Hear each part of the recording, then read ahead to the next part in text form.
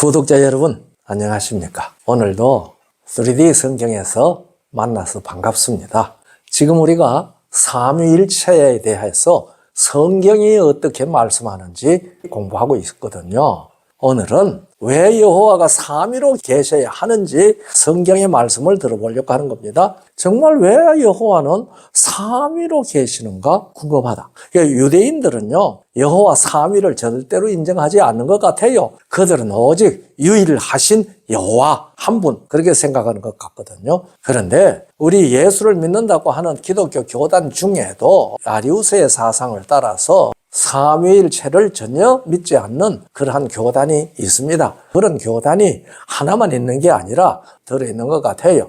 성경은 분명히 지금까지 공부한 대로 삼위가 계시고 그분들이 한 이름, 여호와라는 이름을 사용하시는 유일하신 여호와라는 사실을 우리에게 분명히 가르쳐 주었거든요. 그런데 왜 삼위로 계셔야 하느냐 이 말입니다. 그래서 우리가 혼란하고 어려워서 이 신학적 논쟁도 생기고 교리상의 혼란도 생기고 그런 것 같아요. 아리우스가 예수님은 제일 첫 피조물이라고 주장하는 그 문제 때문에 교회가 혼란스러웠을 때에 325년 니케아에서 콘스탄틴 황제가 교회를 모으고 거기에서 삼위일체 문제를 해결하지 않았습니까? 물론 그 후에 성령 문제 때문에 또 한번 총회를 하고 논란한 일이 있습니다만은요. 왜 삼위로 계시는가? 이 문제를 우리들이 오늘 성경을 통해서 들어봐야 되는데요. 이런 문제를 생각할 때 우리가 주의해야 할 것은 우리의 이해에 한계가 있다는 사실입니다.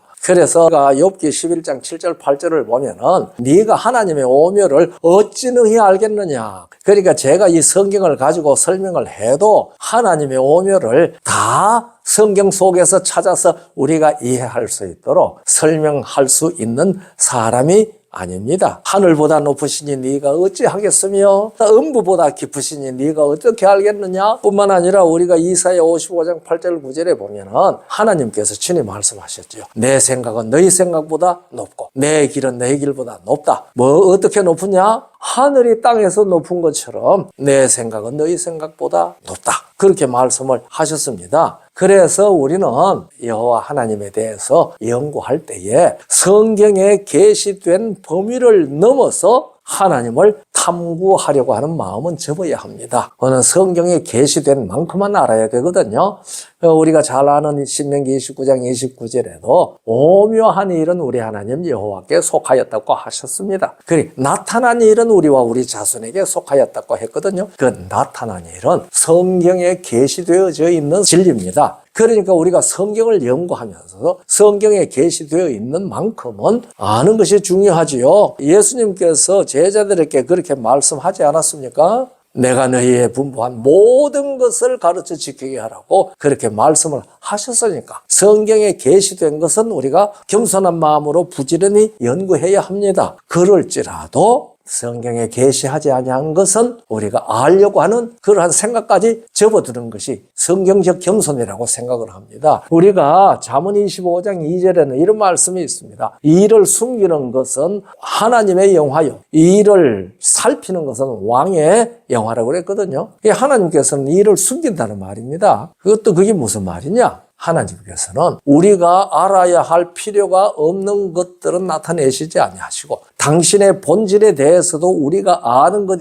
알 만큼만 나타내셨다 그 말이거든요. 그래서 이것을 이사야 45장 15절에는 구원자 이스라엘의 하나님이요 진실로 주는 스스로 숨어 계시는 하나님이라고 그랬어요. 그러니까 숨어 있는 부분을 우리들은 알 수가 없습니다. 뿐만 아니라 우리가 예수님을 잘 아는 것 같죠. 이 땅에 오셔서 하신 모든 일들. 그러나 우리가 요한계시록 19장 12절에 보면은 또 이름 쓴 것이 하나가 있으니 자기밖에 아는 자가 없다고 그랬습니다. 이 말씀도 하나님을 오묘한 일은 알 수 없다는 것처럼 예수님도 우리에게 나타내 주신 것만큼 외에 우리가 알 수 없다는 말입니다. 그러니 하나님께서 삼위로 계시는데 왜 삼위로 계시는지 설명을 안 하셨거든요. 그렇기 때문에 설명하지 아니한 그것을 우리가 합리적으로, 철학적으로, 논리적으로 이렇게 캐서 알려고 애를 쓰다가는 잘못된 길로 나갈 위험성이 있습니다. 전도서 3장 11절에도 하나님의 하시는 일의 시종을 사람으로 측량할 수 없게 하셨다고 그랬거든요. 그러나 성경에 나타내 주신 것만큼 우리가 찾아보는 것은 모든 것을 가르쳐 지키게 하라고 하신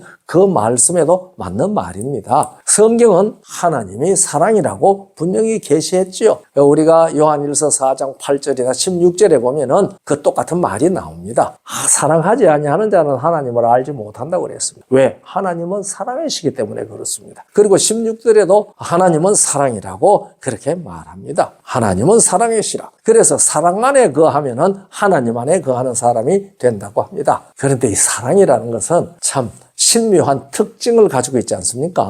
나는 사랑 덩어리다. 어떻게 알아요? 나타나야지 사랑인지 압니다. 그렇기 때문에 사랑은 대상이 있어야지 나타납니다. 그럼 하나님의 사랑이라고 했는데 하나님의 사랑이신 것은 사랑의 대상이 있어야 나타납니다. 그 사랑이 완전하려고 하면은 동등한 상태에서 대상이 서로 사랑을 주고받을 때 완전하지요. 오늘날 한국에는 제가 볼 때 느낄 때는 그렇습니다. 특별히 한국에는 반려동물 유행인 것 같아요.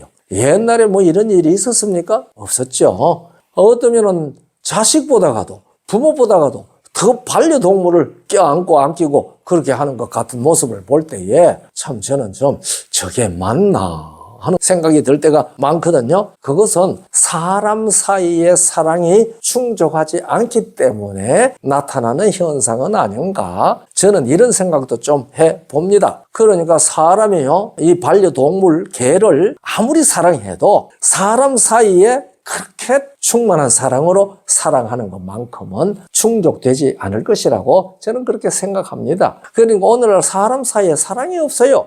예수님께서 그렇게 말씀하셨어요. 말세에 마태복음 24장 13절에 불법이 성함으로 많은 사람들의 사랑이 식는다고 그랬습니다. 오늘날 사랑이 식으니까 이 식어버린 사랑을 자기에게 충족할 데가 없으니까 반려동물들을 그렇게 애지중지 사랑하고 돈을 맞쓰고 그렇게 하는 거 아닌가 생각되지는데요. 이거 옆으로 나갑니다. 제가 그래서 하나님은 사랑이신데 그 사랑의 대상이 동등한 대상이 있어야 합니다. 그러기 위해서는 여호와 하나님이 있어야지 동등하지요. 그러면 여호와 하나님 둘만 있으면 되지 않느냐? 그렇죠. 둘만 있어도 되겠죠. 그러나 두 사람 사이에 100% 서로 사랑하는 것은 당연한 일일 수 있죠. 그런데 셋이 각각 이저러지지 아니하는 그러한 사랑으로 충만한 사랑을 경험할 수 있을 때에 비로소 사랑이 완전한 것이 아니겠느냐. 이건 제가 성경을 읽으면서 깨달은 얘기입니다. 그러니까 하나님은 사랑이시라. 하나님은 사랑이시기 때문에 그 충만한 사랑을 서로 나타낼 수 있는 대상이 필요합니다. 그래서 여호와 하나님은 절대로 단독 존재일 수가 없습니다.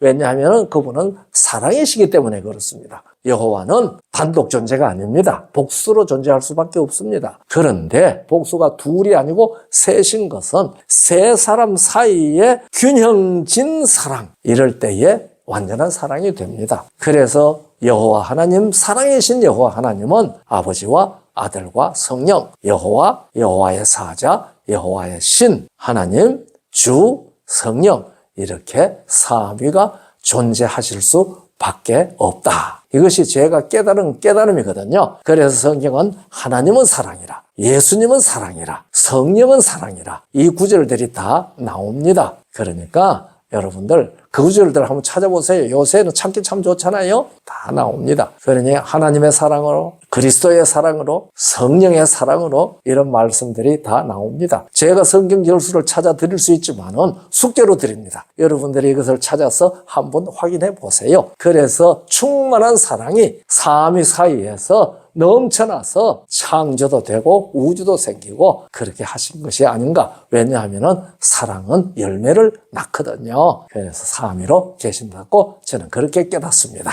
사랑이 충만하신 삼위 일명 여호와 하나님 안에서 우리도 충만한 사랑의 존재들이 되도록 성령께서 역사해 주시기를 간절히 바랍니다. 감사합니다.